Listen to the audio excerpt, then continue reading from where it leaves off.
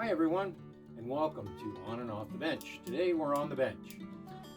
I have a little project that I'd like to share with you. I recently picked up a vintage fly rod at a local auction. It's a South Bend, which is quite a nice rod, I guess, for its day. It's fiberglass, and it needs a little bit of cleanup, and it needs a little bit of minor repair. And we'll fit a new reel to it, and hopefully one of the boys will take interest in fly fishing this summer, and I'll have a rod for him to use.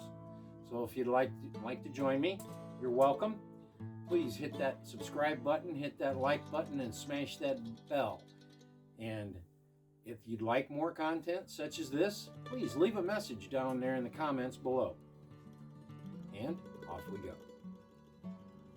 Well, folks, here we have a very nice example of a South Bend 7-weight, 8-foot rod. Fiberglass. A lot of guys out there these days say these fiberglass rods work really, really well for them.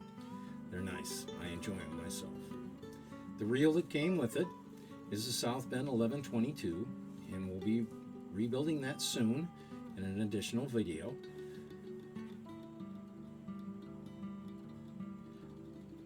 Again, South Bend. Here's the numbers for you fellas if you want to look them up so you can get an idea of what we're working on here. But currently we're going to take care of the damage done to the threading here near the ferrule. It's not bad, easy to fix. We're going to cover it up, get those lines back in place so they don't spool off. I've got some really nice glue here we're going to use. It's a UV glue. I use it a lot when I do my fly work. I also tie flies. It's kind of a nice thing to do. And this stuff here works really, really good. I've found, don't overdo it. The more of this you put on, the more of it you got to dry. And there's different intensity lights that you can use to dry this stuff. But I don't have anything special, just what came in the kit. So we're going to get this line kind of back into position here. It was kind of a pain in the neck. But patience went out, and we'll get one side tied down, then we'll give it a flip and get the other side tied down as well. Roll that little booger right over until it's nice and flat. I haven't really had a whole lot of trouble gluing my fingers to this like you would with super glue. So it is kind of nice to use it because it doesn't stick your fingers very good.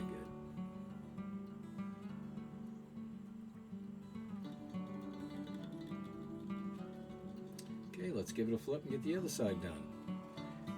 Fill in the blanks here, I suppose. I use this glue to make the heads on my flies. Works great. Nice shiny head, holds the eyes on well, that sort of thing. Doesn't work real good on a heavy-bodied fly. Super glue works a little better, but for this job, that UV glue is the match.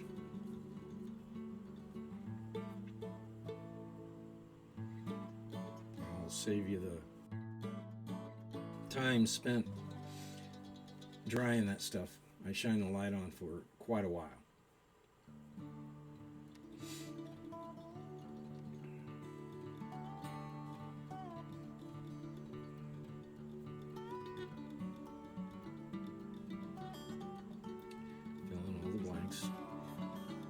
You might ask, why not cover the whole thing?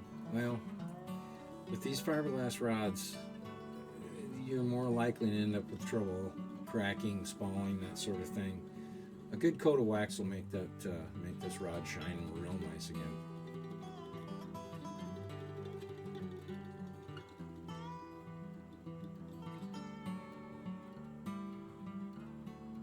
The ferrules are really, really important.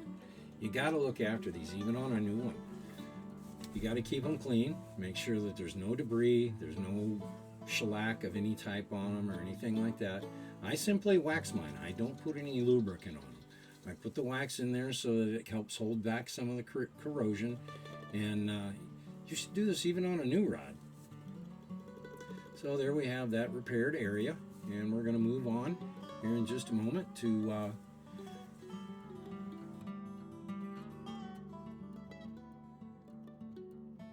loose. Make sure that the tip is good. There's no cracking or peeling anywhere near it.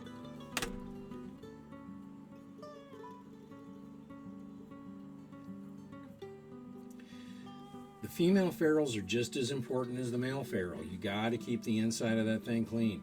It can catch all kinds of garbage in there.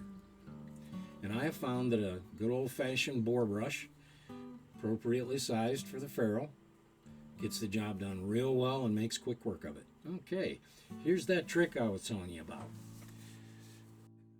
I'm going to take a little bit of extra time, and I'm going to make doubly sure that I've got everything lined up perfectly. All the way from the handle, all the way to the tip top. That is an awesome pen. It's a Sharpie, it's metallic. You can get them at just about any craft store. They work fantastic for this sort of thing.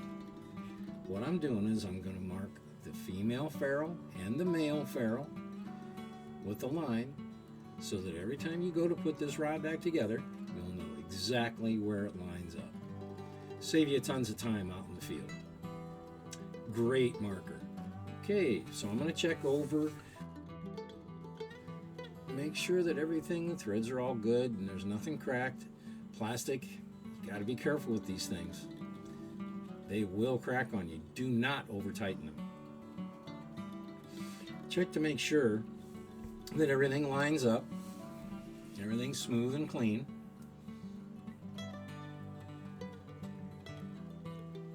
And again, guys, don't over tighten these. It's really easy to over tighten them and break them. It doesn't take that much to hold that reel on there. Just get it snugged into position. Make sure it's not going to wiggle on you. Make sure that the reel lines up with your guides.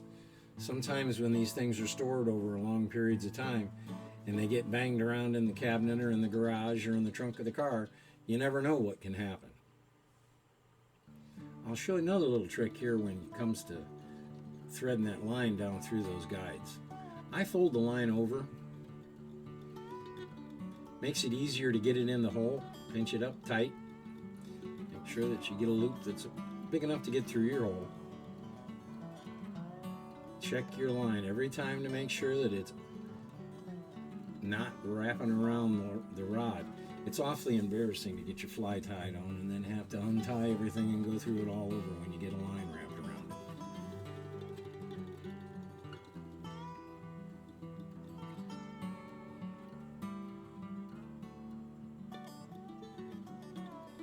it. Okay. Coat of wax that we put on previously, making sure that we got all of the guides waxed up, got everything squared away. This rod's ready to take for a run. This one's got 7 weight on it currently. It's not heavy enough for me.